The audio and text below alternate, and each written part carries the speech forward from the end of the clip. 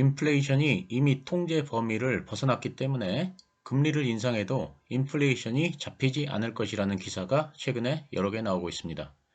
이에 대한 제 의견과 만약 이렇게 될 경우 저는 무엇을 할 것인지에 대해 말씀을 드리겠습니다. 지금 보시는 차트는 1975년 이후 미국의 인플레이션 추이입니다. 최근 가파른 인플레이션이 있음을 알 수 있습니다. 앞의 뉴스 1 기사는 이미 연준의 금리 인상이 너무 늦었으며 미국의 인플레이션이 통제할 수 있는 범위를 벗어났기 때문에 금리 인상을 해도 경착륙만 야기할 뿐이고 인플레이션은 잡히지 않을 것이라는 것입니다. 월스트리트 전문가들은 현재 인플레이션이 기존과는 전혀 다른 요인에 의한 것이기 때문에 금리 인상을 해도 물가가 빠른 시일 내에 잡히지는 않을 것이라고 보고 있다고 합니다.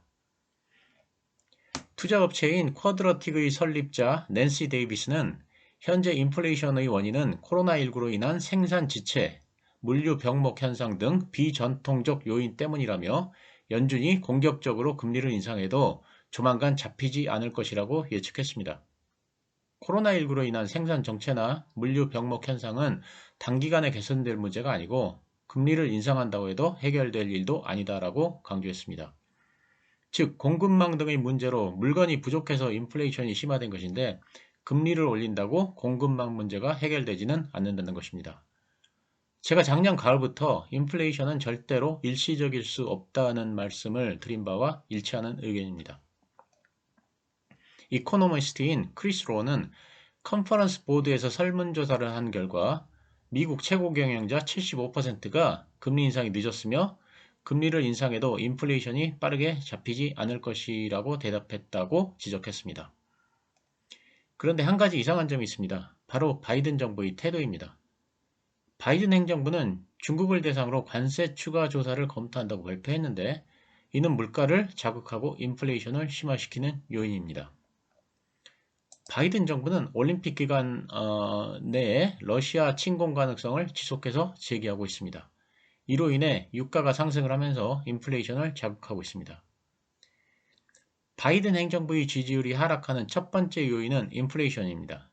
물가 상승으로 지지율이 하락하고 있는데 자꾸 인플레를 자극하는 말을 한다는 것이 저는 잘 이해가 되지 않습니다. 아마도 인플레를 잡을 자신이 없으니까 자꾸 국민들의 관심을 중국이나 러시아 등 외부로 돌리는 것이 아닌가 하는 생각을 합니다.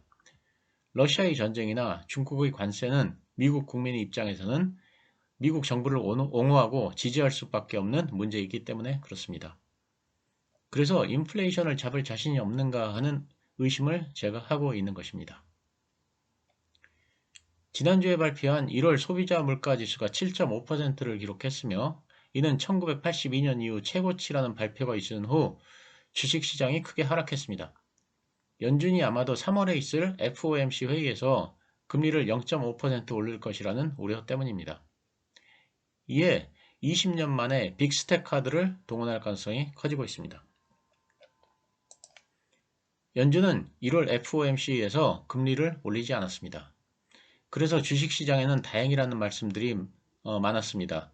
하지만 1월 29일 저희 영상에서 저는 이때 금리를 올렸어야 했으며 금리를 올리지 않은 것이 주식시장에는 악재가 될 것이라고 말씀드렸습니다. 왜냐하면 빅스텝에 대한 우려가 주식시장을 계속 압박할 것이기 때문입니다.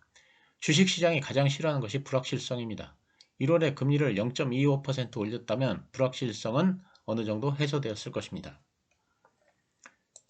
제 영상에서도 말씀드렸듯이 인플레이션 부분 관련 가장 걱정을 하는 것은 중국의 셧다운입니다. 중국에서 오미크론이 창궐 했지만 베이징 동계올림픽의 개막과 진행 때문에 외부에 부정적인 인식을 주지 않으려고 중국은 셧다운을 하지 않고 버텼습니다. 그런데 만약 오미크론이 지속해서 창궐하면 올림픽이 끝난 후에는 중국이 셧다운을 할 가능성이 있습니다. 이 경우 공급망 문제는 정말로 심각해질 것이고 미국이 금리를 올려도 인플레이션은 단기간에 잡히지 않을 가능성이 큽니다. 따라서 올림픽이 끝난 후 중국의 셧다운 여부에 관심을 가져야 합니다. 1월 29일 영상에서 저는 다시 비트코인에 관심을 가져야 할 시기가 점점 가까워온다는 말씀을 드렸습니다. 그 당시 비트코인이 4,700만원 수준이었는데 2주가 지난 지금은 5,200만 원 수준으로 상승을 했습니다. 약 10% 정도 상승했습니다. 제가 비트코인에 관심을 가져야 한다는 이유는 두 가지입니다. 첫째, 인플레이션입니다.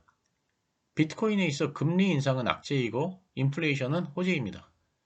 최근까지는 인플레이션에 의한 호재보다는 금리 인상에 의한 유동성의 축소가 가격에 더 큰 영향을 미치는 형국이었습니다. 하지만 만약 정말로 금리 인상으로도 인플레를 잡지 못한다면 투자자들은 인플레이션 해지 자산을 찾을 수밖에 없고 결국 비트코인은 상승할 것입니다. 둘째, 러시아의 우크라이나 침공입니다. 사람들은 최근에 비트코인이 나스닥과 커플링이 되어 있기 때문에 전쟁이 일어나면 비트코인이 떨어질 것이라는 예측을 많이 합니다. 2018년까지만 해도 비트코인은 비정상적인 상황에서 항상 올랐습니다. 예를 들면 북한이 미사일을 쏜다든지 미국 정부가 셧다운이 된다든지 하면 비트코인은 어김없이 상승을 했습니다.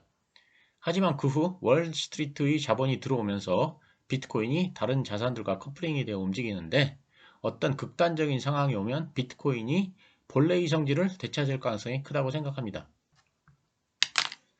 즉 막상 전쟁이 일어나면 비트코인은 상승이 나올 것으로 생각하고 있습니다. 다시 말씀드리자면 전제 조건이 있습니다.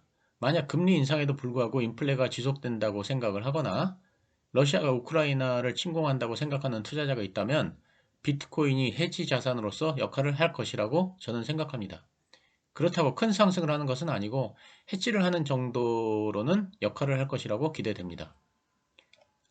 물론 이는 저희 개인적인 생각일 뿐이고 제 생각이 틀릴 수도 있습니다. 예를 들면 암호화폐 전문 애널리스트 알렉스 크루거는 러시아가 우크라이나를 침공하면 3만 달러대로 다시 떨어질 수도 있다고 하였습니다.